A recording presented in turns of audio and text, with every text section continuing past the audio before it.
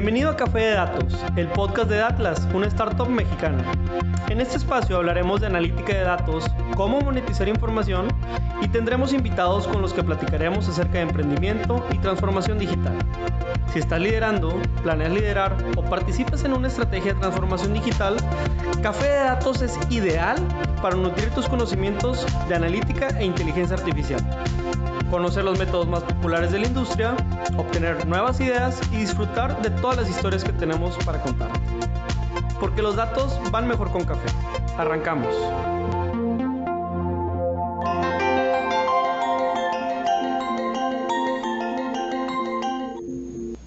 Buenos días, talentos. Gracias por acompañarnos en este segundo día de Business Land at Home.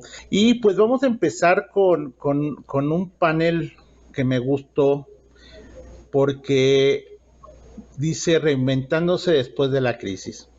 Siempre estamos hablando de startups, siempre estamos diciendo que las startups, pero también hay scale-ups que ya están con un tiempo dentro del ecosistema, que ya están trabajando, que ya tienen sus años, y también debemos de voltear a ver qué están haciendo, cómo les ha ido, cómo están trabajando, porque ellos ya traían un modelo específico y ahorita pues con esta pandemia, con esta crisis que tuvimos, pues se tuvieron que reinventar y por eso es el título de Reinventándose después de la crisis. Y quiero presentar a Gladio Mar que nos acompaña con su startup. Ahorita ella nos va a decir, ella es directora general, quiero que ella presente, ahorita que le dé la palabra, su startup, no es startup, que me confundo, es un scale-up, porque también hay que saber decir que pues el ser una scale-up no es fácil, no es nada más de ya soy un scale-up, sino es una trayectoria, es un tiempo que se estuvo trabajando, que se estuvo picando piedra para llegar a ser una scale-up. Y también está con nosotros Pedro Valle y César Salinas, dos emprendedores y ahora ya son parte de una scale-up que creo que cada uno puede contarnos su historia. Y pues para entrar en materia, porque tenemos poco tiempo, pues Gladio, dinos cómo se llama tu empresa, cómo nace y cómo has llegado, qué es lo que estás ofreciéndonos hoy en día. Ok, Haxis nace hace 18 años, ya es mayor de edad. Nació por una idea de mi socio, de decir, bueno, nosotros éramos consultores en su momento, y dijimos, bueno, ¿por qué no nos rentamos a hacer el proyecto ya como empresa? Nosotros empezamos siendo una desarrolladora tradicional, hacíamos proyectos, pero nos enfocamos el segundo año a hacer proyectos exclusivamente para la industria energética, especialmente gas and oil. 18 años después tenemos más de 13 patentes de nuestros propios productos especializados en la industria de estaciones de servicio. Estamos desde monitorear un tanque o monitorear día a día más de 5,000 tanques teniendo tecnología IoT, empezando los pininos de gemelos digitales para hacer mantenimiento de forma virtual. Tenemos el manejo del volumen de combustible o qué tanto de tu flotilla o de la flotilla que pueda llegar a una estación de servicio están gastando para llegar a tener una fidelidad hacia la estación de servicio, ¿no? Entonces, aparte de que somos desarrolladores y que estamos en una industria que por historia es más lenta, bueno, la pandemia fue un reto. No un reto como empresa desarrolladora, sino un reto con los propios clientes. Si nuestro reto es decirle a veces que pasen de lo manual a lo tecnológico, imagínense en plena pandemia. Entonces, si ha sido un reto. Sí, sí, sí te entiendo, Gladio. Es muy difícil a veces cambiar porque, pues, simplemente ya como adultos traemos una forma y que alguien nos quiera venir a hacer una modificación, sí es algo muy duro. Y pues quiero darle ahorita la palabra a Pedro para que nos hable de su empresa. Claro, muchas gracias al equipo y gracias a todos por la invitación. En Datlas somos una startup de analítica y se preguntarán, ¿qué es eso? Nosotros nos dedicamos día a día a transformar datos en decisiones de una manera ágil y sencilla. Esto lo hacemos gracias a que habilitamos plataformas con técnicas de Big Data e inteligencia artificial. Se los voy a poner más sencillo. Hace muchos años, los piratas entraban al océano, buscaban tesoros. ¿Pero qué necesitaban para encontrar tesoros? Mapas, brújulas y a lo mejor algunas otras direcciones, ¿verdad? Que sepan un mapa donde tuvieran una crucita donde estuviera el tesoro para entrar a esa aventura. Ahora traigamos eso a una analogía en las empresas en el mundo actual. Los negocios son complejos. Es tal vez como un mar, no tienes una dirección clara y muchas veces navegas en la ambigüedad. Nosotros en Datlas les ayudamos a los negocios siendo esos mapas que los llevan del punto A al punto B y ubicando los tesoros, que en este caso el tesoro son segmentos de mercado, y lo hacemos a base de tecnologías y plataformas. De manera muy sencilla y muy concreta, nosotros tenemos una plataforma de mapas y en esos mapas dividimos los estados de la República Mexicana en polígonos. Cargamos esos polígonos con información demográfica, socioeconómica y comercial para ayudarles a nuestros usuarios, más de 1,200 usuarios al día de hoy, a ubicar oportunidades de negocio. En este sentido, Datlas les ayuda a vender más y también a poder comercializar. Además, somos unos entusiastas de la analítica. En ese sentido, tenemos un blog donde compartimos muchísimo de la investigación que hacemos de analítica en México y bueno, pues particularmente en la pandemia logramos crecer. Creo que César es el más adecuado para hablar de eso. Él encaminó esta estrategia, pero en ese sentido, pues también la pandemia fue un reto y ojalá podamos contar más de cómo lo hicimos en esta oportunidad.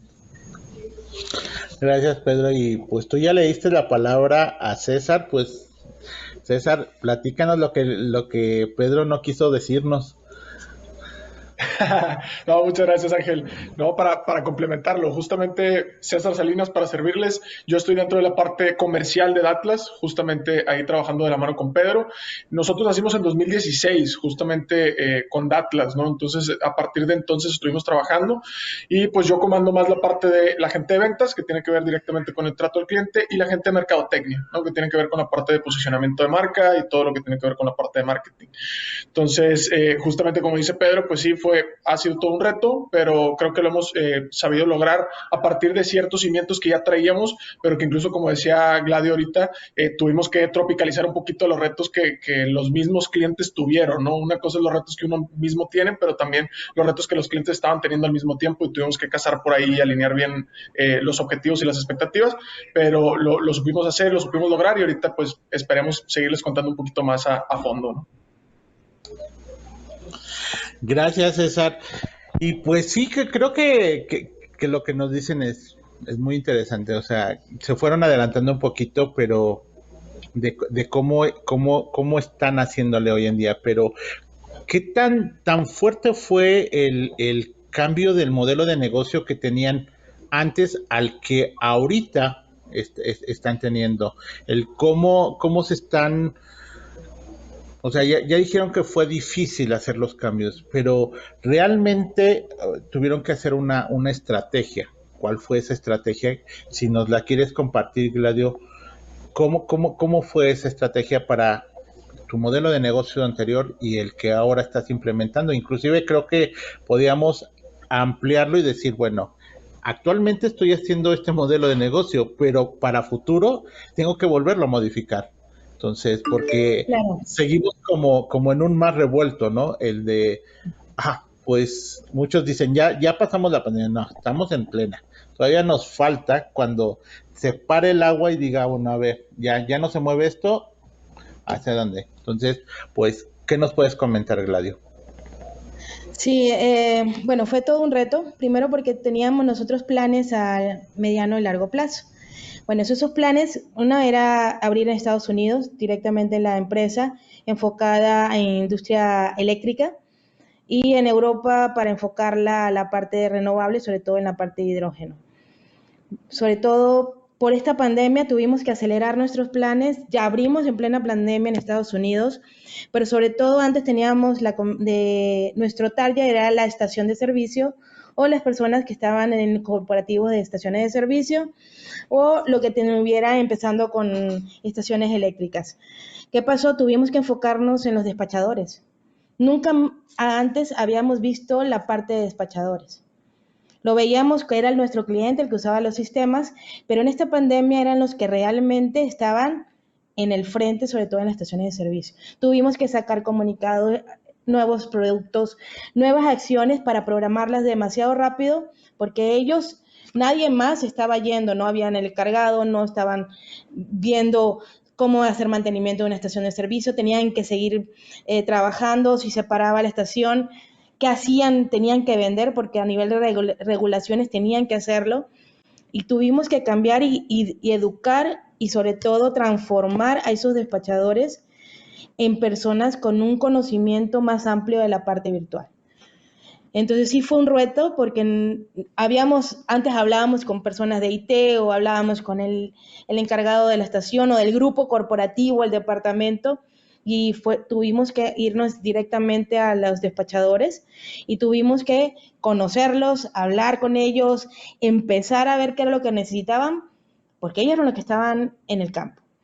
Entonces sí fue un reto y aparte de esto, bueno, como empresa abrimos muchas cosas, tuvimos que hacer negociaciones, lo que habíamos planteado para 6 o un año posterior, lo tuvimos que adelantar mucho más rápido para poder abrir en Estados Unidos y este año poder abrir Europa, precisamente para que la empresa pueda, a nivel de flujo, poder aumentar.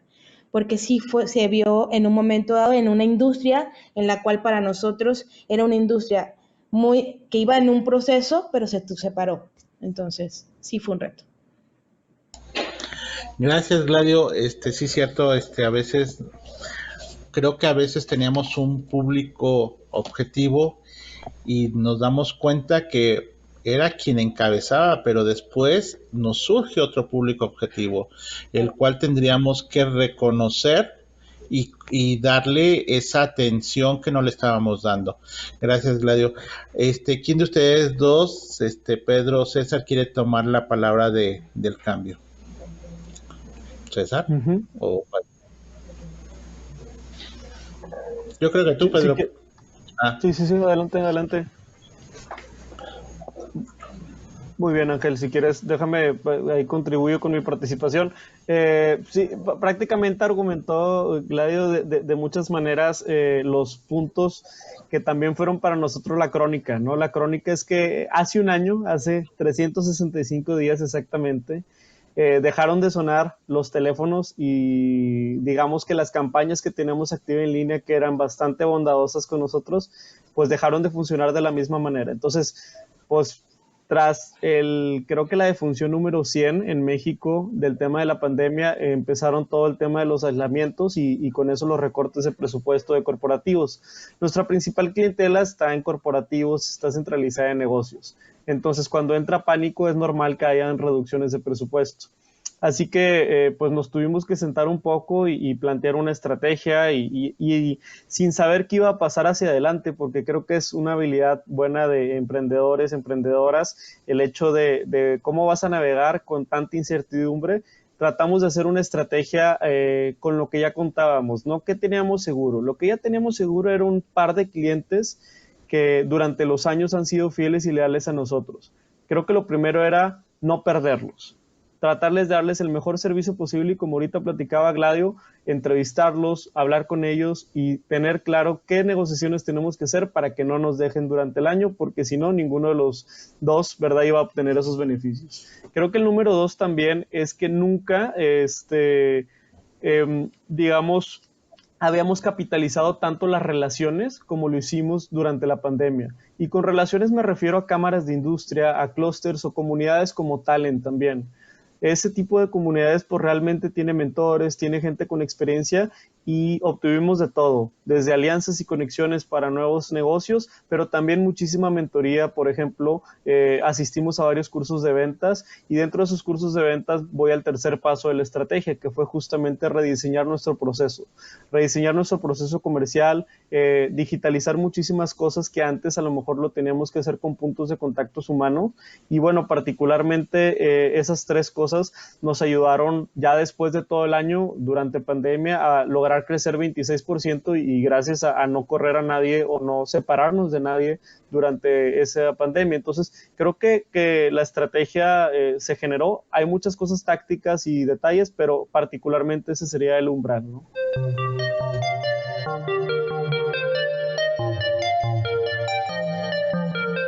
Hey, esperemos que estés disfrutando de este capítulo que diseñamos especialmente para ti. No olvides que toda esta temporada de podcast está auspiciada por la Startup de Atlas, una startup de analítica con sede en Monterrey, en donde nos dedicamos a desarrollar soluciones que transforman datos en decisiones. Y si has llegado hasta aquí, solo te queremos compartir un secreto. Próximamente lanzaremos una nueva iniciativa, Atlas Academy, en donde estaremos gratuitamente compartiendo un par de cursos y módulos sobre cómo realizar análisis. Así que síguenos en este programa para ser de los primeros y las primeras en utilizarlo. Continuamos con el programa. Gracias.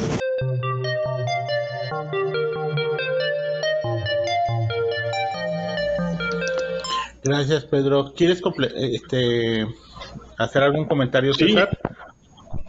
Claro, te cuento un poquito también cómo lo vivimos desde la parte también de, como decía Pedro ahorita, oye, las campañas de marketing no estaban funcionando igual. Entonces, imagínate si de pronto teníamos dentro de todo el flujo esa parte que antes era un río y empezó a ser una gotita, pues cómo le hacíamos para poder solventar todo esto que ya te contó Pedro. Y una de las cosas que fortuitamente teníamos en el plan, que lejos de cambiarlo, a lo mejor lo que sí hicimos fue acelerarlo y aprovechar ese tiempo para profesionalizarlo mucho más, fue la parte de el content marketing, ¿no? Que le llaman.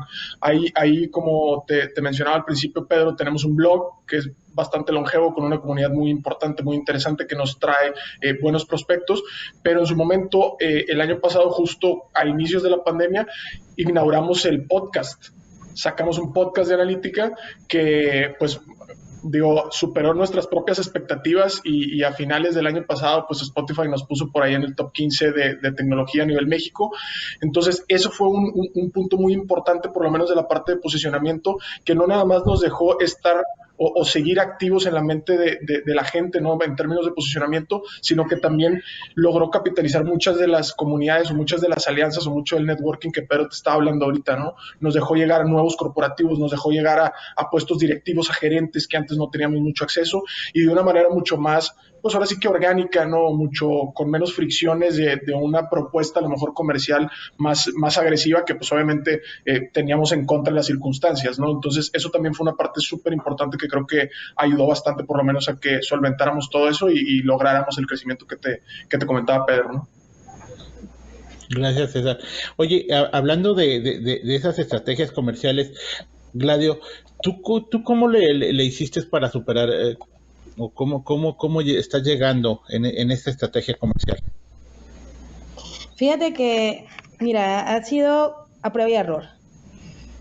Porque, como tú dices, en esta pandemia todo cambia y como decía Pedro, hay muchas emociones en el ambiente.